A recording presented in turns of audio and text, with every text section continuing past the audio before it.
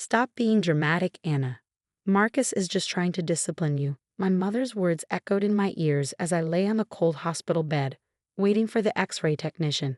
The searing pain in my leg competed with the throbbing in my chest, where Marcus had shoved me against the stair railing just hours earlier. My name is Anna Mitchell, and at 17, I become an expert at making excuses for my injuries.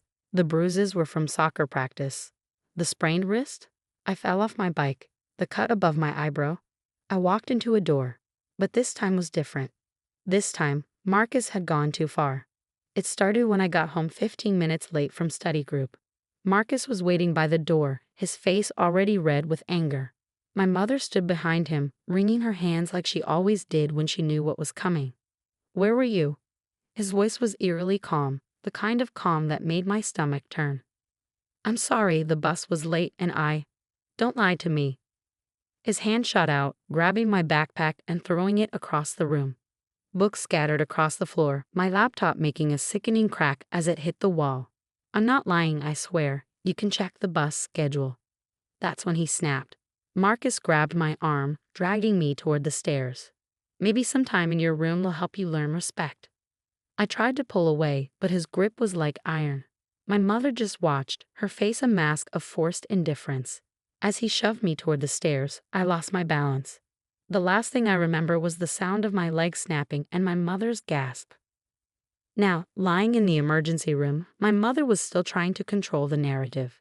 "Tell them you fell down the stairs, Anna. Marcus was just trying to send you to your room. He didn't mean for this to happen." But something in me had broken along with my leg. 3 years of Marcus's discipline, 3 years of my mother's excuses, 3 years of living in fear in my own home. I was done. The x-ray technician, a kind-faced woman named Sarah, wheeled me into the imaging room. My mother tried to follow, but Sarah politely asked her to wait outside. As soon as the door closed, Sarah's professional smile faded into concern. "Honey, I need you to hold very still while I take these images," she said, positioning my leg carefully. "But I want you to know that you're safe here. Whatever you need to tell me, I'm listening." I bit my lip, tears welling up in my eyes. Years of keeping secrets pressed against my throat, threatening to spill out. Sarah worked quietly, taking multiple angles of my leg. Each movement sent waves of pain through my body, but I remained still. "These old injuries," Sarah said softly, looking at the initial images. "They tell a story, don't they?"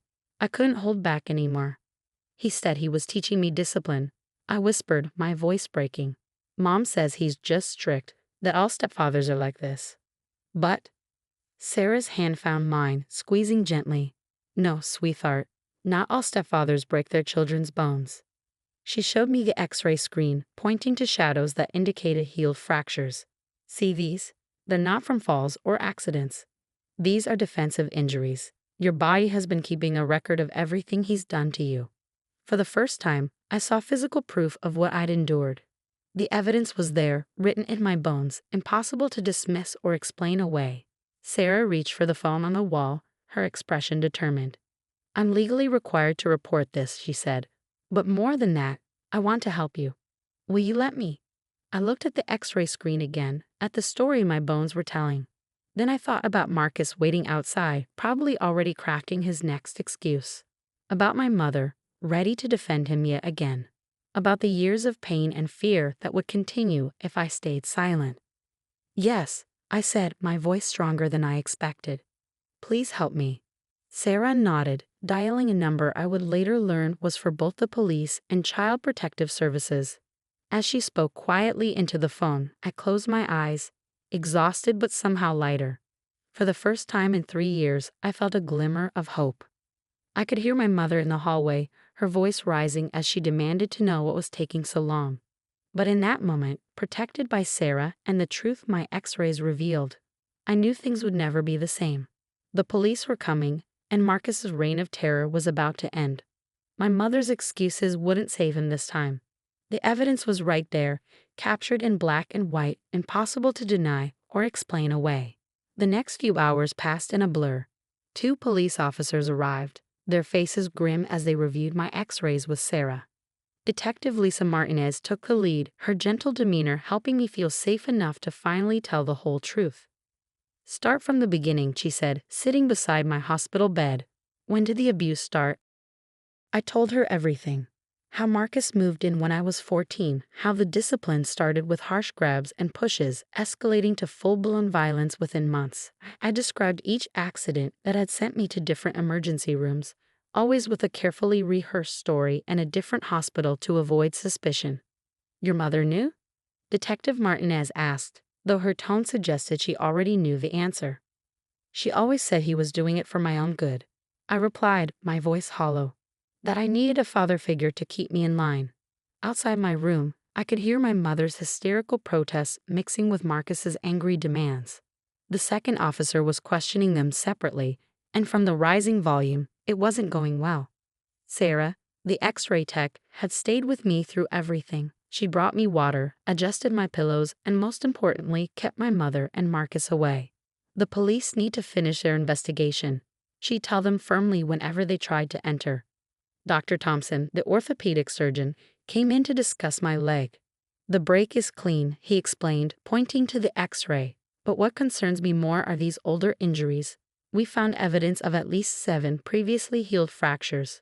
Detective Martinez documented everything, taking photos of my current injuries and making detailed notes about the past incidents. She pulled out her phone, showing me pictures of a facility I'd never seen before. This is Haven House, she explained. It's a secure youth shelter where you'll be staying once you're released. Your mother and stepfather won't be able to reach you there. The thought of not going home both terrified and relieved me. What about school? I asked, trying to focus on practical matters to keep from breaking down. They have a private tutoring program, she assured me. You won't fall behind. Suddenly, a commotion erupted in the hallway. You can't do this, Marcus's voice boomed. She's my stepdaughter. I have rights. Sir, please lower your voice, a male officer warned. This is a hospital. This is ridiculous, my mother joined in. We're her parents. You can't just take her. Sarah stepped outside briefly, then returned with a tight smile. They're being escorted out, she said. Security will make sure they don't come back. Detective Martinez squeezed my hand. You're incredibly brave, Anna. I know this isn't easy, but you're doing the right thing. A social worker named Ms. Chen arrived shortly after, carrying a folder thick with documents. We'll be filing for an emergency protection order, she explained. Neither your mother nor Marcus will be legally allowed to contact you. As she spoke, I could hear Marcus being led away in handcuffs, his threats echoing down the hallway. My mother's sobs followed, but for the first time, they didn't weaken my resolve. The X-rays had shown everyone what I'd known all along. This wasn't discipline. It was abuse. What happens next?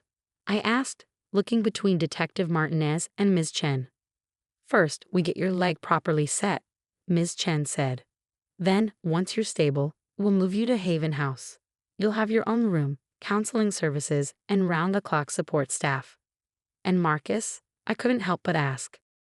He's being charged with child abuse, assault, and battery, Detective Martinez answered.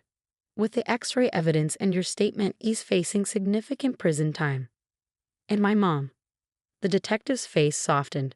She's being charged with child endangerment and failure to protect.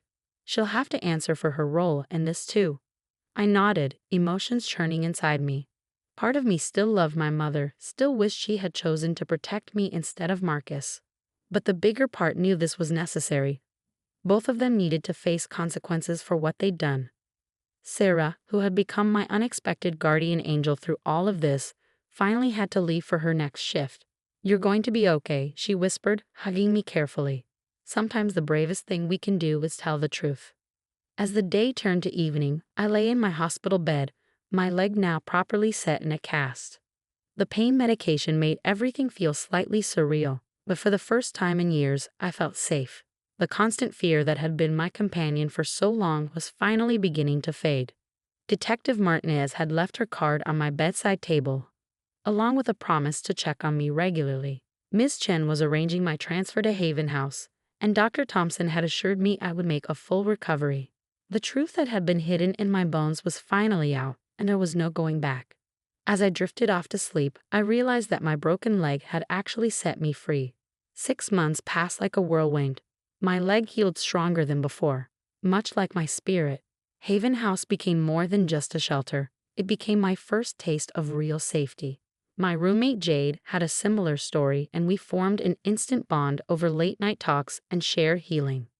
The trial date was approaching, and while my anxiety spiked every time I thought about facing Marcus and my mother in court, my support system remained unshakable. Detective Martinez visited regularly, updating me on the case and sometimes just bringing me my favorite coffee. Sarah, the X-ray tech who changed my life, still checked in through Ms. Chen, sending care packages and encouraging notes. "You're a star student," my tutor at Haven House often said. Without the constant stress of walking on eggshells at home, my grades had improved dramatically. I'd even started applying to colleges, something Marcus had always said was a waste of time for someone like me. The day of the trial arrived with a crisp autumn chill. I wore a blue blazer borrowed from Haven House's clothing program, my hands steady as I walked into the courthouse with Ms. Chen by my side. Detective Martinez met us at the entrance, her presence reassuring. "Remember," she said, "just tell the truth. Your x-rays already tell the story, you're just giving it a voice." The courtroom felt smaller than I'd imagined. Marcus sat with his lawyer, trying to maintain his strict but caring stepfather facade. My mother was separated from him, looking pale and drawn. Neither of them would meet my eyes. Sarah was there too, ready to testify about the x-rays that had broken the cycle of abuse. She gave me a warm smile as I passed, helping calm my nerves as I took the stand.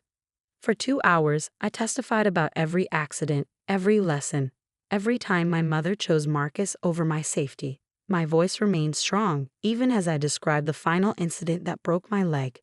The prosecutor displayed my x-rays on a large screen, each healed fracture a testament to what I'd endured. "And what did your mother say when you told her about the abuse?" the prosecutor asked. "She said Marcus was just being strict," I replied, my voice clear. "That I needed discipline, and I should be grateful he cared enough to correct my behavior." Marcus's lawyer tried to paint him as a concerned stepfather dealing with a rebellious teenager, but the medical evidence was irrefutable. Dr. Thompson's testimony about the pattern of injuries left no room for doubt. When the verdict came, it felt like everyone in the courtroom held their breath. Marcus was found guilty on all counts, sentenced to 15 years in prison. My mother received 5 years for child endangerment with mandatory counseling. As they led Marcus away, he finally looked at me, his face contorted with rage. But this time, his anger couldn't touch me. I was no longer the frightened girl who believed she deserved his discipline. Outside the courthouse, surrounded by my support team, I finally let the tears fall, not from fear or pain, but from relief. Sarah hugged me tightly, whispering, "You did it, honey. You're free." Detective Martinez had a surprise for me. She'd been in contact with several organizations that supported abuse survivors, and they'd arranged a full scholarship for my college education. "Your future is yours now," she said, handing me the acceptance letter. Back at Heaven House that evening, we had a small celebration. Jade had baked a cake, decorating it with the words "Victory" in wobbly blue frosting. Ms. Chen presented me with a journal, its cover embossed with a phoenix. "For your new beginning," she said. "Sometimes the strongest people come from the hardest battles." As I packed for college a few months later, I found the x-rays Sarah had given me copies of. Looking at them now, I saw more than just evidence of abuse. I saw the moment everything changed, the day someone finally saw the truth and stood up for me. I'm now studying to become a radiologic technologist. Sometimes people ask why I chose this field, and I tell them about Sarah, about how one person's willingness to look deeper and speak up can save a life. I want to be that person for someone else. My leg healed with barely a scar, but I keep those x-rays as a reminder, not of the pain I endured, but of the strength I found. They remind me that the truth, like broken bones, can hurt as it heals, but it makes us stronger in the end. Last week, I received a letter from my mother in prison. She's finally attending therapy, finally acknowledging her role in what happened. I'm not ready to forgive her yet, but for the first time, I'm focusing on my own healing rather than managing everyone else's feelings. As I walk across campus to my classes, my steps are steady and sure. The scared girl who once thought she deserved abuse has been replaced by a young woman who knows her worth.